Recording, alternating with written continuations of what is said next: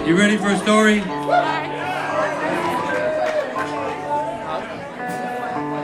So the question was, how did the Grateful Dead get their name? And I got a phone call from a film company that was making a film about the Grateful Dead. And they said we need a definitive statement about where the phrase Grateful Dead comes from. And it turns out it comes from folk tales and fairy tales. And stories of the Grateful Dead actually have been all around the world in all different cultures. So that it's almost like an archetypal idea, image. And typically, the story is about the youngest son or the third son. It could be the third daughter. It's the same thing. It's the youngest part of the psyche. And so the youngest son leaves the kingdom or leaves the hut of his poor father. Whatever it is, there's all kinds of versions. And on the road, he encounters a situation where someone has died. And the priest or the town or the authorities are unwilling to bury the person. They won't bury him because he's poor and can't pay for it. They won't bury him because he's different from them and they're taking advantage of their authority. For some reason, they won't bury the person who has died. And it turns out that there's something sacred about honoring the dead, about burying the dead, about respecting the dead. And so they were violating a basic tenet of humanity. And here came the youngest son. And he came upon the scene and he said, why won't you bury him? And they said, well, he can't pay for it, no one can pay for it, and so he's going to lay there and rot. And the youngest son said, I'll pay for it. How much? And they said the amount, and it was the equal amount to all the money he had in the world. And so he paid for the burial of the person who otherwise wasn't going to be buried. And then he went on his path or on his road. And as he was going down the road, someone appeared to him and began to speak to him and said, where are you going? He said, I don't really know. I'm just out in the world wandering around. And then the person who appeared said, well, I have some guidance for you. There's a forest that you need to go to because it's a very special place. And so this person that appeared begins to guide and protect him. And of course, it's the Grateful Dead. It's the person who he had paid to bury who appears back on the road of his life as the Grateful Dead person. That's pretty cool, huh?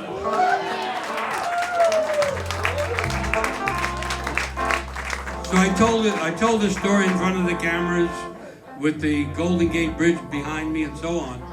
But I didn't know at the time that Jerry Garcia had actually found the story.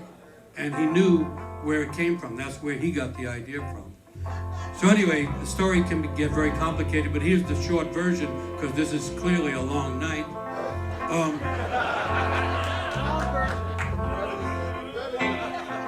But it's great to know that we're in the hands, we're in the arms, we're in the spirit of the Grateful Dead. And so, the person who had been the corpse that was now the Grateful Dead takes the youngest son into this forest on the side of a mountain. And it's beautiful and it's stunning. And when they enter, everything goes quiet. And somehow the youngest son is told that you cannot speak or say a word while you're here. But you know how youngest sons are. You know how youngest daughters are.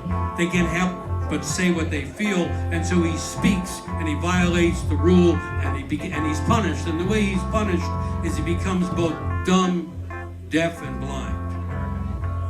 And then the Grateful Dead appears again and takes those problems away from him and returns his sight and his voice and returns him to the world of the living in a way.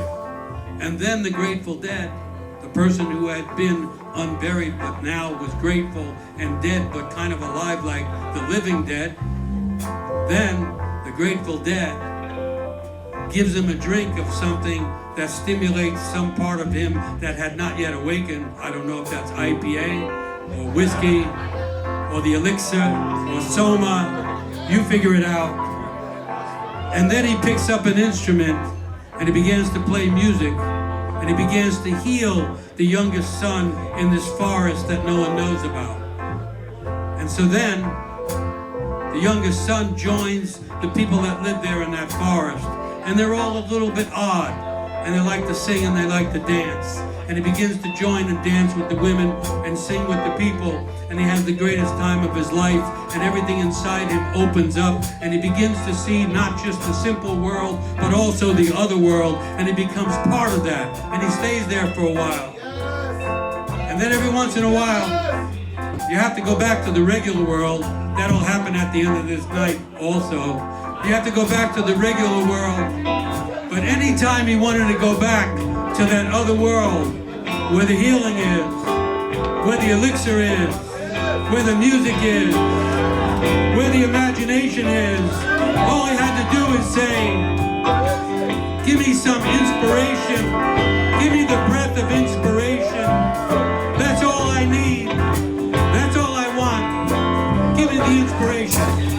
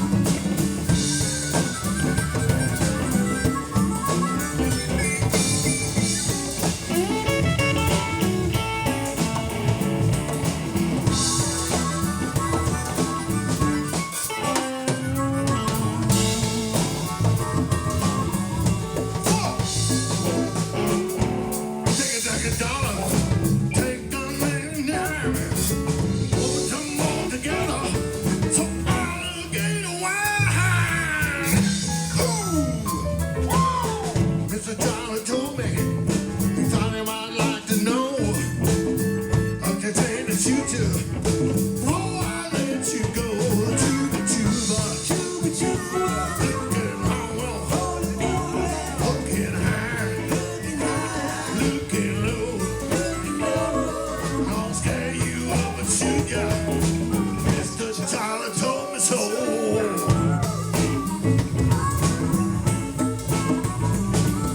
I can hear the voodoo coming all night long. Mr. Charlie told me to warn you before I'm gone.